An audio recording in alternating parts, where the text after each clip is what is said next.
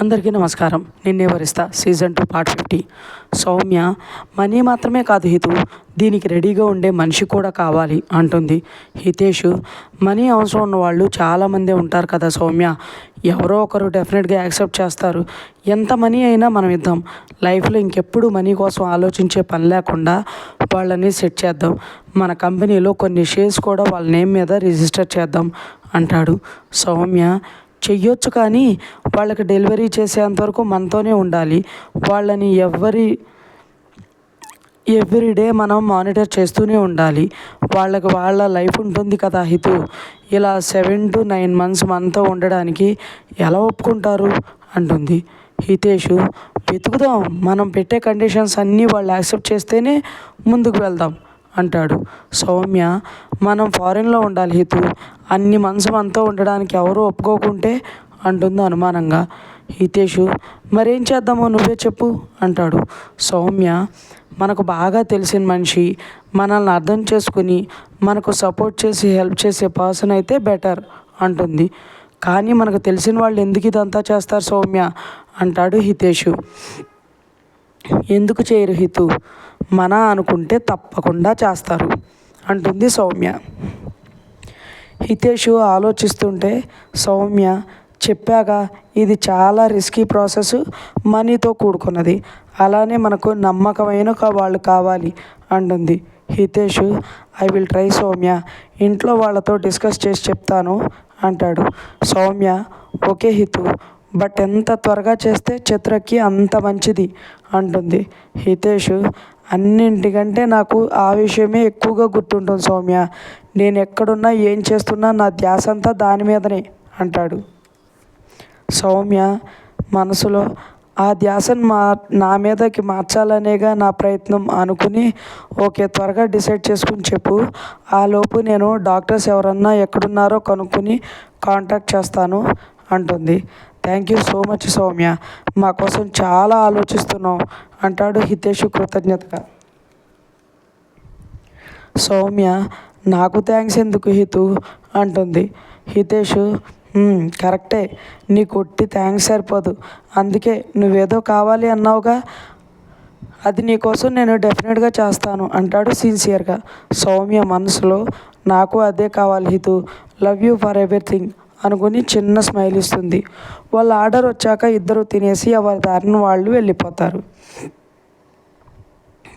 హితేష్ ఇంటికి వెళ్ళడమే మధుర గారి కోసం మహేంద్ర గారి కోసం చూసి వాళ్ళని హాల్లోకి తీసుకుని వస్తాడు. చిత్ర కూడా వచ్చి హితేష్ పక్కనే కూర్చుంటే నువ్వు వెళ్ళి కాసేపు రెస్ట్ తీసుకో బేబీ, మనం తర్వాత మాట్లాడుకుందాం అంటాడు హితేష్. నాకేం నిద్ర రావట్లేదు సార్, నేను కూడా మీతో కూర్చుని మీరు చెప్పేవి వింటూ ఉంటాను అంటుంది చిత్ర. తను ఏం చెప్పినా చిత్ర వినదని అర్థమయ్యి మధుర గారి వైపు చూసి చెప్పడం స్టార్ట్ చేస్తాడు హితేష్. చిత్ర హితేష్ భుజం మీద వాలి తలపెట్టి తన చేతిని చుట్టేసి తను చెప్పేది ఇంట్రెస్టింగ్గా వింటూ ఉంటుంది. మొత్తం విన్న మధుర గారు ఈ విషయం గురించి నేను ఒకసారి ప్రణీతతో మాట్లాడి చెప్తాను కన్నా అంటారు. మహేంద్ర గారు నిజంగా ఇది సక్సెస్ అయితే చాలా మంచి విషయం హితు, మనీ విషయంలో అయితే మనం ఆలోచించాల్సిన పనే లేదు అంటారు. చిత్ర మన బేబీని అమ్మగా నేను మోయకుండా ఇంకెవరో మోయడం ఏంటి సార్, నా బేబీ నాకేం బరువు కాదుగా అంటుంది డల్గా. అప్పటి వరకు చిత్రకు అసలు విషయం తెలియదన్న విషయం గుర్తొచ్చిన మధుర గారు నీ హెల్త్ గురించి ఆలోచించి ఇలా అంటున్నాడురా, మాకు నువ్వు నీ కడుపులో పెరుగుతున్న బేబీ ఇద్దరు ముఖ్యం రా, అందుకే అన్ని వేసు గురించి చూస్తున్నాం అంటారు కవర్ చేస్తూ. సౌమ్యకు చెప్పినట్టు అంటే కూడా నేను బేబీని కనలేను అన్నదా అత్తయ్య అంటుంది చిత్ర ఏడుస్తూ. హితేష్ చిత్రను పట్టుకుని తల మీద నివురుతూ మేమేం చేసినా నీకోసమే బేబీ, ఇదొక్కటే అర్థం చేసుకో ప్లీజ్ అంటాడు. చిత్ర మీ అందరినీ నేను చాలా ఇబ్బంది పెడుతున్నాను, చాలా బాధ పెడుతున్నాను సార్ అంటూ వెక్కుతుంటే ఆ మాటకి మధుర గారు ఏయ్ నోర్మి, ఎవరన్నారే ఆ మాట, నువ్వంటే మాకందరికీ ప్రాణం, పిచ్చి పిచ్చి ఆలోచనలు చేసి నోటుకొచ్చింది మాట్లాడేవంటే చంప వాయిస్తా అంటారు కన్నీళ్లతో. మహేంద్ర గారు వెళ్ళి చిత్ర పక్కన కూర్చుని తల మీద చేయి పెట్టి, నీకు హితూ కావాలి, బేబీ కావాలి కదా అంటారు. చిత్ర అంటూ తల ఊపగానే మహేంద్ర గారు, మా అందరికీ నువ్వు కావాలి. నిన్ను నీ ప్రేమని చూసి ఆనందపడే మా కొడుకు కావాలి. నిన్ను కూతుర్లా చూసుకునే మీ అత్తయ్య సంతోషం కావాలి. అన్నీ ఆలోచించిన తర్వాతే ఏ నిర్ణయమైనా ఉంటుంది. నువ్వు ఎక్కువ బాధపడి మమ్మల్ని బాధ పెట్టకు తల్లి అంటారు. చిత్ర తలెత్తి హితేష్ వైపు చూసి తనను వదిలేసి మహేంద్ర గారిని పట్టుకుని, మీకు ఎలా నచ్చితే అలా చేయండి మావయ్య, నాకు కూడా మీరందరూ సంతోషంగా ఉండడమే కావాలి అంటుంది. మహేంద్ర గారు చిత్ర తల మీద ముద్దు పెట్టి, మరైతే ఏడు పాపేసి హ్యాపీగా నవ్వు, నా కోసం చేయమంటే సరే అని చెప్పి మీ ఆయనకి ఇష్టమని చేసిన పాయసం తెచ్చి తినిపించేవాడికి అంటారు. నేను మీకోసమే చేశాను, సార్ కోసం కాదు మావయ్య అంటుంది చిత్ర అలుగుతూ. హితేషు, నీకు కుళ్ళు డాడ్ అంటాడు. మహేంద్ర గారు, మరుండదా, నా పెళ్ళం నీకు నచ్చినవే చేసి, నీ పెళ్ళం నీకు నచ్చినవే చేసి నిన్ను బాగా చూసుకుంటుంటే నన్ను ఎవరూ అసలు పట్టించుకోవట్లేదు అనే బాధ ఉండదా?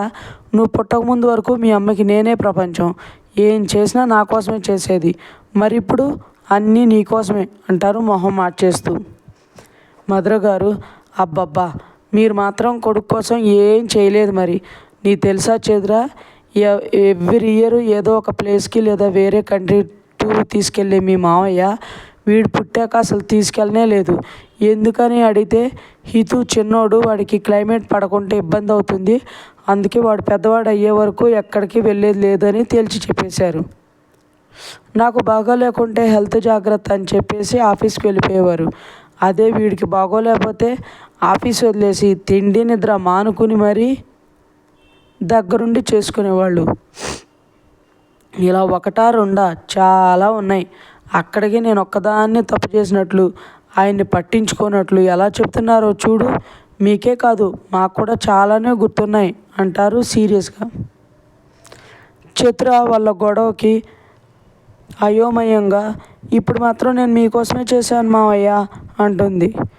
ఇంకేమి, నీ కోళ్ళే చెప్పిందిగా నీకోసమే అని, ఇప్పుడైనా కాస్త నవ్వు డాడ్ అంటాడు హితేషు. మహేంద్ర గారు, నా కోడలు చెప్పింది కాబట్టి నమ్ముతున్నా, ఇందాక నేను పడుకుని ఉన్నానని ఇవ్వకుండా వెళ్ళావుగా, ఇప్పుడు వెళ్ళి తీసుకురా తల్లి, వీళ్ళకి లేకుండా మనమే తిందాం అని అంటారు. చిత్ర, అలాగే మావయ్య అని పైకి లేస్తుంటే మల్లిక బౌల్స్లో పాయసం తీసుకుని తెస్తూ, మీరెందుకు చిత్రమ్మ, నేను ఉన్నానుగా, మీరు రెస్ట్ తీసుకోండి అంటుంది. హితేషు, థ్యాంక్స్ మల్లిక, తన మీద కేర్ చూపిస్తున్నందుకు అంటాడు. చిత్రమ్మ అంటే మీకే కాదు సార్, మాకు కూడా చాలా ఇష్టం. మన ఇంట్లో ఉన్న వాళ్ళందరూ చిత్రమ్మ కోసం ఏమైనా చేయిస్తారు అంటుంది మల్లిక. ఆ మాటకి మధుర గారు, అది మీ అభిమానం మల్లిక, సరే వెళ్ళి అందరికీ పాయసం ఇవ్వు అని అనగానే మల్లిక సరే అని చెప్పి వెళ్ళిపోతుంది. హార్దిక్ శివాంష్తో కాల్ మాట్లాడి పెట్టేశాక ఇంటికి వస్తాడు. హితేష్ గురించి ఆలోచిస్తూ కూర్చున్న అన్విక హార్దిక్ వచ్చింది కూడా చూసుకోకుండా మొహంతా చిరాగ్గా పెట్టుకుని కూర్చుని మనసులో, అసలు వీడెందుకు ఇలా అయ్యాడు, ఇంతకుముందు ఏం చేసినా ప్రతి విషయం చాలా బాగా ఆలోచించి చేసేవాడు, చిత్ర అంటే ప్రేమ వల్ల ఇలా ఆలోచిస్తున్నాడా, లేక తను ఎవరైనా ఆలోచించకుండా చేస్తున్నారా, ఈరోజు చిత్ర చెకప్ అయి ఉంటుంది కదా, వాడు ఇంకా నాకు కాల్ చేయలేదు అనుకుంటూ ఉండగా హార్దిక్ యూనిఫామ్ తీస్తూ మన్మిత కేసు గురించి ఆలోచిస్తూ తను కూడా అన్వికను పట్టించుకోడు. ఇద్దరు ఎవరి ఆలోచనలో వాళ్ళు ఉండగానే అరవై ఏడ్చుకుంటూ లోపలికి వస్తాడు. ఇద్దరు వెంటనే ఈ లోకంలోకి వచ్చి, ఆరు ఏమైంది కన్నా అని అడుగుతారు ఇద్దరు దగ్గరికి తీసుకుని. అన్విక, నువ్వెప్పుడొచ్చావు అది అంటుంది ఆరుని ఎత్తుకుంటూ. వాడు వాళ్ళ అమ్మ చంకెక్కగానే ఏడు పాపేసి కింద దిగి బెడ్ మీదకు వెళ్తాడు. హార్దిక్, 10 minutes అయింది అన్వి అంటాడు. మరి నన్ను పిలవలేదే అంటుంది అన్వి. నేను మన్వి కేసు విషయంలో ఆలోచిస్తూ ఏం పట్టించుకోలేదే అంటాడు హార్దిక్. మన్వి కేసు విషయం ఏంటి అది అంటుంది అన్వి. హార్దిక్ డోర్ వేసేసి వచ్చి, మన్విత యాక్సిడెంట్ విషయం చెప్పి ఇంట్లో అమ్మ వాళ్ళకి విషయం తెలియకూడదు అన్వి, వీళ్ళకి తెలిస్తే పిన్ని వాళ్ళకి తెలుస్తుంది, తర్వాత ప్రాబ్లం అవుతుంది అంటాడు. అన్విక, నేను అత్త వాళ్ళతో ఏమనలే అది, మనం ఐజీ అంకుల్తో మాట్లాడదాంలే అది, మనకు ఏదో ఒక క్లూ దొరక్కపోదు అంటుంది. ఆద్విక్, నేను అదే అనుకుంటున్నా అన్వి అంటాడు. అన్విక, సరే నువ్వు వెళ్ళి ఫ్రెష్ అయ్యిరా అనగానే ఆద్విక్, ఆరుని పడుకోబెట్టు అంటాడు. అన్విక అని ఆరు దగ్గరకు వెళ్తుంది. మన్విత ఏడుస్తూ వేద్ని హగ్ చేసుకుని అలానే పడుకుంటుంది. తన పట్టులో వేద్ని ఎంత మిస్ అవుతుందో, ఎంత భయపడుతుందో అర్థమవుతుంటే వేదు చాలా బాధపడతాడు. సారీ మన్వి, నిన్ను కూడా యూకే తీసుకెళ్లకుండా బిజినెస్ అంటూ నేను అక్కడుండి నిన్ను ఇక్కడ మేనేజ్ చేసుకోమని నిన్ను చాలా నెగ్లెక్ట్ చేశాను.